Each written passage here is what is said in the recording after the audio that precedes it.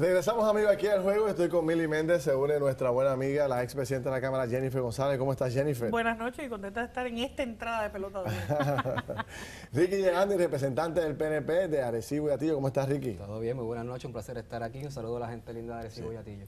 Su presencia ha coincidido con una noticia que me parece que es importante que analicemos. Máximo que usted está aquí, que es de Arecibo y representa el pueblo de Arecibo. Porque hay un debate sobre una decisión tomada por el secretario de Justicia sobre la famosa planta que se suponía que iba a disponer de los desperdicios sólidos en el área. Hoy el gobierno de Puerto Rico básicamente echa el zafacón esa opción. Pero antes de entrar en el debate, quiero que veamos la importancia para mí del problema de la basura en Puerto Rico, dicho por el director de la EPA, que es el gurú del tema. Vamos a verlo, señor director. Básicamente, el problema de la basura en Puerto Rico es uno serio. Es el problema principal ambiental que tenemos en la isla actualmente. Por lo tanto, debemos tratarlo con esa premura. ¿Usted cree que en Puerto Rico se está tratando con esa premura? Porque creo que solamente un 12% es lo que se está reciclando en Puerto Rico. De 10 a 12, es lo que nos han dicho. Pudiera ser menor, pudiera ser entre 9, 11. Habría que hacer nuevas estadísticas, recoger datos nuevos, porque la Agencia Federal de Protección Ambiental ha estado trabajando con agencias estatales en una alianza para fomentar el reciclaje en Puerto Rico y entendemos que han dado fruto. Todavía no se ha contabilizado el incremento que ha habido, esperemos que sí, pero en los próximos años sí van a empezar a haber beneficios y aumento en el reciclaje. Pero una pregunta, la cantidad de basura que se genera en Puerto Rico no se reduce ni se mantiene estable, incrementa todos los años, ¿no? La cantidad que los puertorriqueños generan en desperdicio, ¿es correcto? Bueno, nosotros somos de las jurisdicciones donde mayor basura generamos por persona. ¿Cuánto es eso? Y ese es el reto grande, eso está entre 5, 6, 7 libras por persona. Es un problema alarmante. No tenemos básicamente un problema de reciclaje, 9%. Generamos entre 5 y 7 libras por persona diaria de basura. Y el proyecto empieza a tragar agua. Y eso no va con nuestra relación de isla. ¿Dónde vamos a seguir enterrando la basura? Ciertamente, aunque la ley disponga que tiene que haber un porcentaje alto de reciclaje, que me parece es casi un 30%, la realidad es que en los últimos 10 años ese porcentaje no se ha cumplido. Y cuando tú buscas maneras, no solamente en términos de energía renovable, sino el manejo de los recursos naturales, tú ves que la mayoría de los vertederos en Puerto Rico, por no decir que el 80% de los vertederos no cumplen con las reglamentaciones, no dan espacios ni tienen vida útil. Exacto. Y eso conlleva, además del manejo de la basura, una inversión millonaria por parte de los municipios para poder seguir enterrando la basura. Por eso las alternativas que bajo el pasado cuatrenio se dieron buscando uno de los métodos que se utilizan en Europa y en la mayoría de los países del mundo, que es el famoso Waste to Energy, y que lamentablemente, pues escuchando la noticia en el día de hoy, que el secretario de Justicia cambia la determinación del secretario de Justicia anterior para los permisos, para la permisología, lo que también le quita a Puerto Rico inversión económica al momento. ¿Cómo lo ves tú, que representas a Arecibo como tal? ¿Cómo piensa Arecibo sobre este tema? Mira, en Arecibo hay un problema grave con el vertedero actual. Ese vertedero está en incumplimiento, no tiene, según la propia EPA, no tiene los controles de emisiones de gases que debería tener, no tiene el liner que se supone que tiene, se ha extendido más allá de lo autorizado. Estamos en un vertedero que está en una reserva natural del Caño Tiburones, afectando obviamente allí la vida de incluso especies en peligro de extinción. Y pues, nos preocupa esta decisión del secretario de Justicia, crea un clima de inestabilidad económica, de inversión, pero mucho más allá, ¿qué vamos a hacer con la basura en la región de Arecibo? O sea, el vertedero de Florida ya cerró, lo que tenemos para todos esos municipios del área norte es el vertedero de Arecibo, que está en incumplimiento y tenemos que buscar una alternativa. Pensábamos que esto es una alternativa, claro, siempre cumpliendo con todas las disposiciones de ley y los reglamentos, pero esta compañía ha continuado con la inversión de permisología a nivel federal basado en una decisión de un secretario de Justicia. Y ahora le cambian los muñequitos a final del juego cuando estaba en la etapa final en permisología de EPA. El problema que tiene la región norte no es solamente la región norte. Por ejemplo, mira, cogemos San Juan. San Juan tenía que llevar la basura a Humacao porque no tenía dónde depositarla. O sea, lo que le cuesta llevar la basura allá para depositarla por allá. Creo que ahora están por Fajardo. Y el problema ambiental de camino. El problema ambiental de camino. O sea, que es un problema serio y que cerremos la puerta de esa forma, pues, o sea, no sé, me parece altamente cuestionable. ¿Qué va a hacer Arecibo? ¿Qué van a hacer ustedes si es que pueden hacer algo? Bueno, yo confío en que ahora este contrato que se declara nulo, se formaliza un contrato que cumpla con los reglamentos y que el secretario de Justicia esté de acuerdo, porque tenemos que buscar una alternativa. Si esta no es la alternativa, nos urge buscar otra. O sea, Que cierre el vertedero de Arecibo va a conllevar que Arecibo tenga que llevar la basura a Ponce, que es el vertedero en cumplimiento más cercano. Conociendo la situación financiera que tiene Arecibo y el problema actual que tiene con la basura, sería prácticamente el cierre del municipio, y no podemos permitirlo. Imagina Arecibo llevando basura a Ponce. No solamente eso, es que el mal de fondo que está aquí es que uno tiene que respetar decisiones tomadas, porque si no, aquí no va a haber credibilidad al momento de la inversión. O sea, tanto el que compra bonos como el que efectúa contratos para invertir localmente, ya sea para generación de empleo o mejorar la economía del país, cuenta con unas bases claras, y de la noche a la mañana te quitan la alfombra debajo de los pies. ¿Quién va a tener certeza para invertir en Puerto Rico si las decisiones te cambian de un año a otro? Yo digo lo siguiente, mira, nos decía Lenny Jansen que en Estados Unidos hay 87 plantas de estas, número uno. Dijo el de la EPA aquí, a preguntas de nosotros, en esa misma entrevista, que el proceso de evaluación de permisos para ese proyecto era un proceso histórico para la EPA, porque nunca antes había habido tanta participación ciudadana en un proceso de esta naturaleza. 2. 3. El alcalde de Arecibo está a favor, y usted como representante también, y la gran mayoría de los ciudadanos. La legislatura municipal. La legislatura municipal. Hay una inversión de 600 millones de dólares. Crea 4.000 empleos en su entrada. No tenemos una política de basura. No sabemos dónde la vamos a depositar las Arecibo. O sea, ¿qué otros elementos necesitamos nosotros para que le demos paso a esto? Porque no sé. Y los que hablan de reciclaje, que obviamente es la alternativa a la que todos debemos aspirar, no tienen una propuesta, no tienen algún proyecto sometido buscando la permisología de esos fines. O sea, tenemos un problema actual y el vertedero de Arecibo no es la alternativa.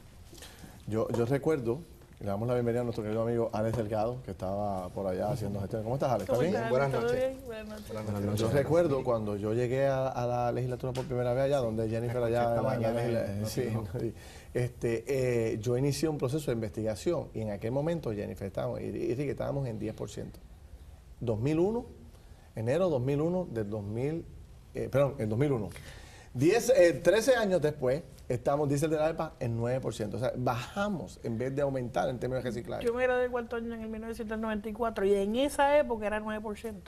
O sea que técnicamente Puerto Rico no ha adelantado nada en términos de políticas de reciclaje. Lo que se ha hecho ha sido, en la mayoría de los casos, por el municipio de Carolina, el municipio de Guaynabo, el municipio de Bayamón, que son los que tienen programas de reciclaje efectivos. El resto de los municipios, el resto de la política pública, aunque la ley requiere que sea más de un 30% de reciclaje, es incumplible. Entonces vemos quizás estas organizaciones que yo no les adjudico mala intención, pero que yo los veo poniéndose a todos y hablan, por ejemplo, de basura cero, eso, o sea, con un 9% de tasa de reciclaje, pero como decía Ferdinand esta mañana en Noti1, ¿sabes? Si no educamos a nuestros niños, y entonces estas organizaciones tampoco pueden o deben decir, todo no, pero pues y le toca al gobierno resolver. Hay una cuestión de costo-efectividad y obviamente también de cambio en los paradigmas, en la manera en que todos manejamos la cuestión de la basura, el reciclaje de productos, la utilización de energía como parte de este proyecto. Y yo creo que el Estado, que tiene varias agencias de gobierno dedicadas a esto, la administración de desperdicios sólidos, el manejo de asuntos energéticos que tienen que ver también con lo de reciclaje, deberían estar todas estas agencias logrando que este tipo de proyectos se dé, porque una vez tengamos una planta en Arecibo, aparte de la inversión económica y la generación de empleo en un clima crítico en la economía del área norte de Puerto Rico, también le hace un bien ambiental, como muy bien manifiesta el representante en la zona. Bueno, pues yo no sé qué más. La verdad es que nosotros le hemos dado como pandereta a este tema. Yo te digo que yo me quedo perplejo, me quedo en shock, porque la verdad es que yo esperaba que estos temas tuvieran mayor relevancia. Y lo digo con mucha sinceridad, porque es un tema que por lo menos a mí me apasiona. Yo sé que ustedes también. Así es frustrante. Es un tema de futuras generaciones. Es frustrante porque, por ejemplo, hace unas semanas se estaba cuestionando la energía de los molinos de viento, de si se deben seguir ahora con la planta. Entonces, yo siento como si Puerto Rico fuéramos hacia atrás. O sea, todos los países, incluso República Dominicana y estas islas que nos rodean, con pasos de avanzada, y nosotros todo es no. Y estamos en términos de reciclaje en la década de los 90, de los 80. Perdóname, Jennifer, perdóname. No, que cuando uno viaja a la mayoría de los países avanzados de Europa, tú ves los molinos al pie de la carretera y los ves en operación. Sí. Aquí obviamente se comenzó esa construcción, muchos de ellos están conectados de manera privada, ¿verdad? Para la generación propia de energía, no necesariamente por parte del Estado, pero no puede, la política pública no debe ser que lo que se hizo en una administración sea mala para la próxima. Deben todas estas determinaciones que sean para adelantar las causas de Puerto Rico en la economía, en el reciclaje, en la energía, deberían ser secundadas para que las próximas generaciones puedan ver el progreso en Puerto Rico. Y yo lo veo como un problema de infraestructura del país. Mira, hace un tiempo atrás, hace unos días, discutíamos nosotros aquí el problema del puerto de Ponce. Que cuando empezó el puerto de Ponce a moverse en la República Dominicana, el puerto de Caucedo estaba más o menos en la misma dirección. Ya la República Dominicana está galop, pero nosotros aquí estamos en paño. Nos decía el de Energy Answer aquí que cuando empezó Puerto Rico a buscar los permisos para la planta de Arecibo, se empezó también en uno de los estados, no me acuerdo ahora el lugar que dijo. Ya está en construcción hace un año y nosotros aquí todavía 4 años buscando permisos. Sí, y con una reforma de permiso. Sí, porque si no le hubiera tomado 10. Sí. Pero hablando de reforma, usted va a reformar el papeleo, los documentos del gobierno. ¿Qué propone usted de la digitalización de los documentos públicos? Mira, lo que sucede es que estamos en el 2013 y todavía el gobierno no tiene mucha data accesible y que se comuniquen entre las mismas agencias para poder tomar determinaciones. Ejemplo, ser más efectivo en la utilización de los recursos, en la fiscalización de los recaudos de Hacienda, por ejemplo, en la otorgación de privilegios y beneficios gubernamentales.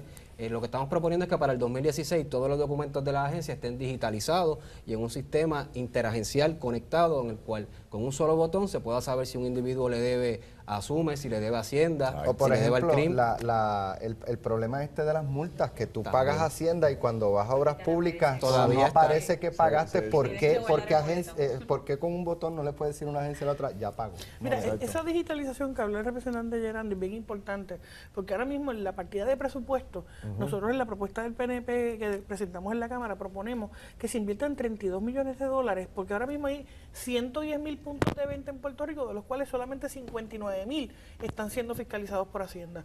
Pues obviamente tiene que haber una inversión para el reclutamiento de por lo menos 1,000 empleados en esa área fiscal, con las tecnologías obviamente para poder revisar todos esos puntos de venta de IBU, porque ahí nada más se estima, obviamente, 400 millones, pero un estimado conservador, casi $259 millones que el pueblo de Puerto Rico no está viendo en Hacienda, porque que con un simple monitoreo del proceso podrían llegar. Y con por lo menos 1,000 empleados más en el área fiscal, obviamente auditoría física. Y esa es parte de nuestras propuestas, inviertes 32, pero vas a recuperar $259 millones. Y eso es parte del problema de Puerto Rico. Este es otro ejemplo más de cómo nos estamos quedando atrás, ¿no? Nos siguen pasando el tiempo y nosotros no tomamos acción afirmativa en pasos importantes, como estaba hablando de la energía, como está hablando con el manejo de la basura, y ahora con el ejemplo del gobierno y cómo no hay comunicación efectiva entre los sistemas de información. Bueno, el gobierno federal en el área de la salud mandó a digitalizar todos los documentos. Sí. O sea que ya es un paso importante, por lo menos el gobierno federal. Aquí y en Puerto se Rico, impuso una fecha límite para que pudiesen digitalizar toda esa... Los documentos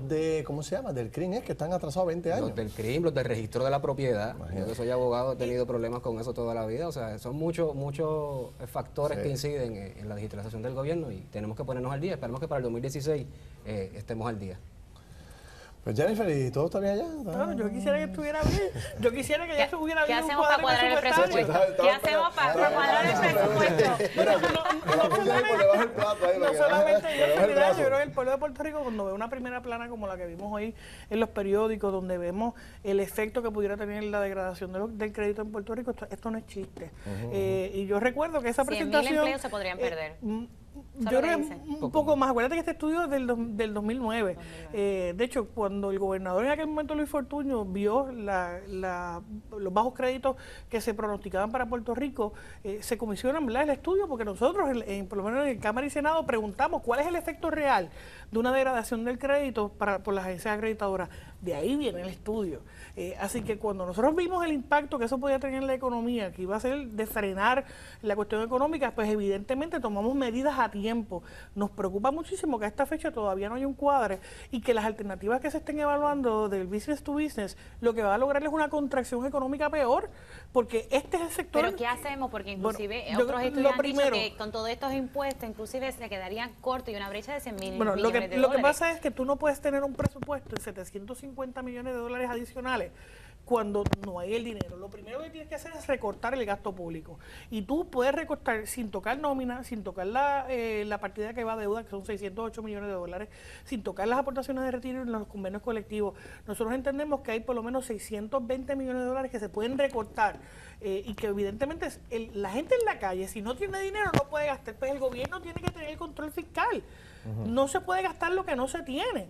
Además de eso, hay unas medidas de ingreso económico que nosotros hemos identificado que paliarían para que, aunque el presupuesto sea un poco mayor al del año vigente, no puede ser de 750 millones. Pero eso no es exclusivo de esta administración. La de Luis Fortuño gastó con lo que no tenía, la de Aníbal, la de Sila, la de Pedro.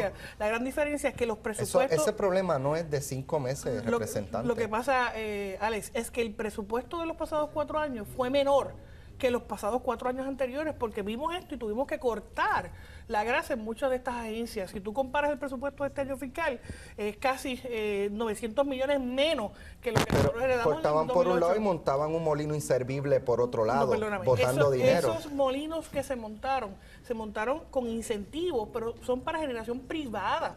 O sea, estamos hablando de la Kennedy.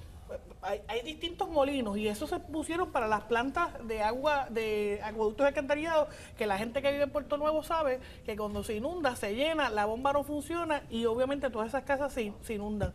Así que eso es el caso de ese molino. Pero la preocupación grande es que tiene que haber un recorte en el gasto público. Tú no puedes hablar de proyectos si estás gastando más de lo que tienes, y nosotros lo que proponemos es un recorte de casi 6% en gastos operacionales en la mayoría de las agencias de gobierno, para que de esta manera se permita bajar, eliminar el business to business y lo que es y aumentar eliminar las exenciones al resto de la base contributiva. Bueno, Jennifer, tenemos que seguir hablando de esos temas y muchos otros. La semana que viene es la semana caliente, la semana del presupuesto, así que me imagino que tendremos oportunidad de hablar contigo. Miranda, seguimos hablando. Gracias por venir y estar con nosotros. Éxito. Bueno, vamos a hablar de la leche que está pasando esta semana por allá, por el pueblo.